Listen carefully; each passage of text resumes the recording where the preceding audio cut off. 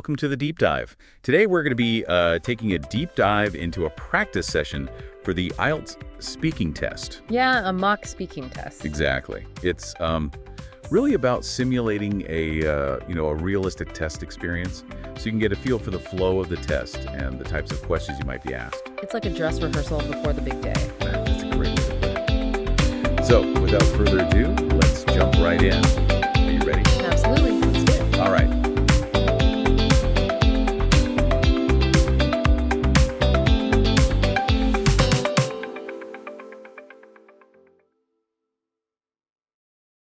Welcome to the speaking portion of the IELTS exam. Thank you.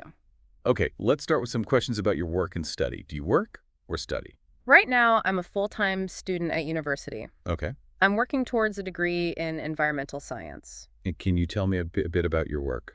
Well, since I'm a full-time student, I don't have a full-time job. Got it. But I do work part-time during summer Okay. as an intern at an environmental consultancy. Oh, interesting. It's a great way to get some practical experience in my field, you know? Absolutely. And what are some of your responsibilities as an intern? Well, my responsibilities, they kind of vary depending on the project. Mm-hmm. But generally, I help out with research, data analysis, and report writing. Yeah. Sometimes I even get to participate in field visits and client meetings. It's really great. And in terms of your working hours, both as a student and during your internship, what does that look like? Well, during the academic year, my schedule is pretty demanding. Yeah, lots of lectures, assignments, studying. You know how it is. I typically spend about 30 hours a week on my studies. Right. But when I'm interning, I work about 20 hours a week, usually just on weekdays. All right. And shifting gears a bit, let's talk about your study habits. Right. What subjects are you studying within environmental science? I'm studying a bunch of different subjects like ecology, environmental policy, and climate change. Wow, that's quite a range. Yeah, it keeps me busy, but I find them all super fascinating. They're all really relevant to the world today, you know? Absolutely. And which of those subjects would you say you find the most challenging? I'd probably have to say environmental policy. Requires a deep understanding of legal frameworks, stakeholder perspectives, and scientific evidence. All of that can get pretty complex. I bet. And what are your study habits like? How do you approach all of that? I'm a pretty organized person, especially when it comes to studying. Okay. Yeah. I like to create a weekly study schedule, make sure I allocate enough time for each subject. Yeah, and I try my best to stick to it as much as possible. Yeah. I also find it really helpful to study in a quiet environment, you know, somewhere without any distractions. Makes sense. All right, let's move on to a different topic. Let's talk about cycling. Do you like cycling? Oh, yeah, I love cycling. I'm a big fan. Awesome. How often do you go cycling? I try to go at least 3 times a week. Wow. Yeah, usually for an hour or 2 each time. It's a great way to stay active and clear my head. That's fantastic. Yeah. And when did you first learn to ride a bike? Let me think. I learned when I was about 6 years old. Okay. My dad taught me in a park near our house. Ah. I still remember that feeling of freedom, you know, and accomplishment when I finally managed to balance and ride on my own. That's a great memory. Is cycling popular in your country? Do a lot of people cycle? It's becoming more popular for sure, What's up? especially in cities, you know, where people are looking for healthier, more environmentally friendly ways to commute. But car ownership is still really common, so we definitely need better cycling infrastructure. I see. So what would you say are the main benefits of cycling? Oh, there are tons of benefits. Yeah. It's amazing exercise, improves your cardiovascular health, builds muscle strength, boosts your endurance. Plus, it's a sustainable mode of transportation, you know? Mm-hmm. Reduces those carbon emissions and traffic congestion. Those are all great points. Are there any drawbacks to cycling, though? Well, there are a few. I guess Okay. it can be kind of dangerous in some areas, especially if there's heavy traffic or not enough cycling infrastructure. Yeah, that's true. And, of course, weather conditions can sometimes make cycling unpleasant or even impossible depending on where you live. Right, makes sense. Do you think cycling will become even more popular in the future? I think so, yeah.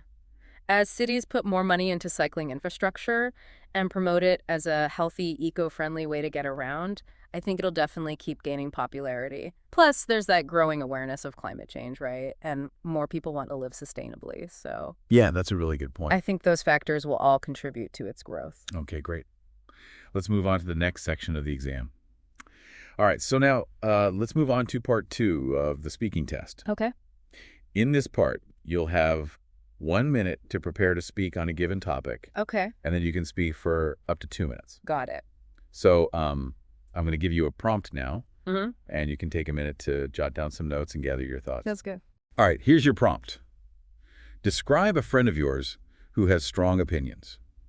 You should say who this friend is, how you met them, what kind of opinions they have, how their opinions affect their life and the lives of others, and explain why you find them interesting. Okay. You can start preparing now.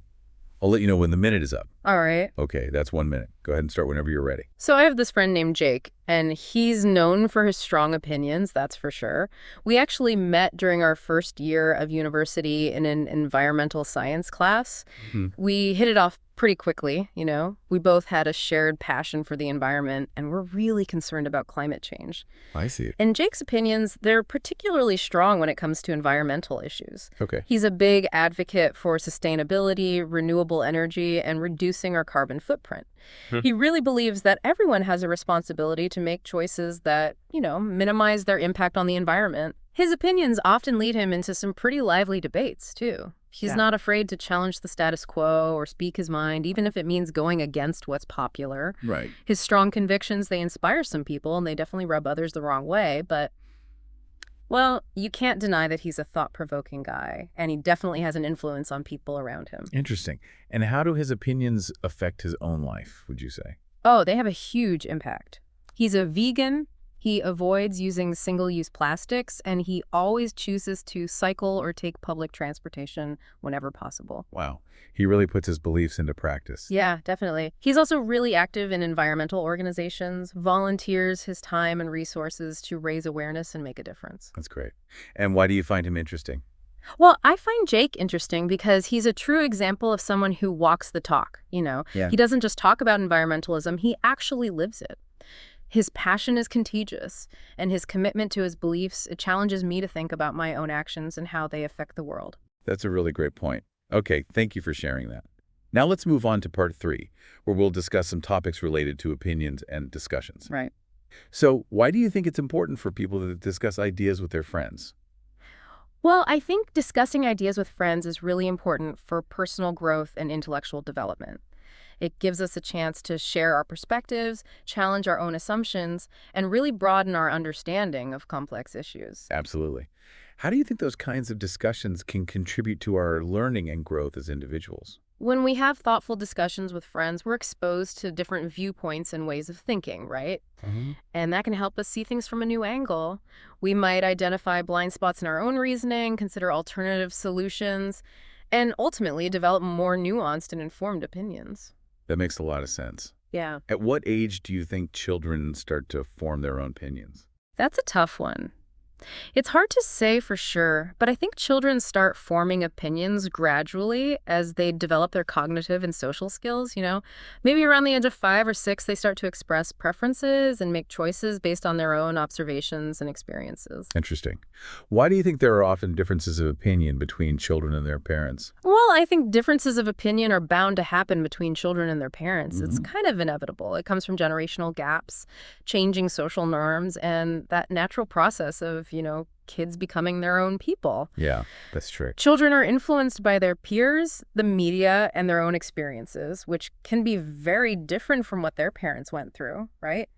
So their worldviews might clash a bit. I see. And how can parents encourage their children to think critically and develop well-rounded opinions? I think the best thing parents can do is create a supportive environment where open dialogue is encouraged, asking open-ended questions, really listening to their kids' perspectives, and exposing them to a variety of viewpoints can all help them develop those critical thinking skills, like the ability to analyze information, evaluate evidence, and form their own conclusions. Those are all great points. Yeah. What are the benefits of having strong opinions, would you say? Well, having strong opinions can be a really powerful motivator for positive change. It can fuel passion, inspire action, and empower people to stand up for what they believe in and advocate for the things they care about. Absolutely. Right. But can having strong opinions also have some negative consequences? Oh, for sure.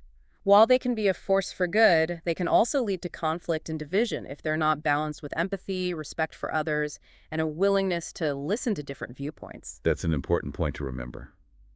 Okay, well, thank you for all your insights. It's been great discussing these topics with you. Well, that concludes our mock speaking test for today. Phew. Even in a practice setting, I still get a little nervous. I can understand that. But you did a fantastic job, really. You communicated clearly and concisely throughout. Thanks. I guess the key is to just stay calm and focus on getting your ideas across. Exactly. And you did a great job of navigating the questions and using a good range of vocabulary. Practice definitely makes a difference. The more you practice, the more confident and prepared you feel. Absolutely.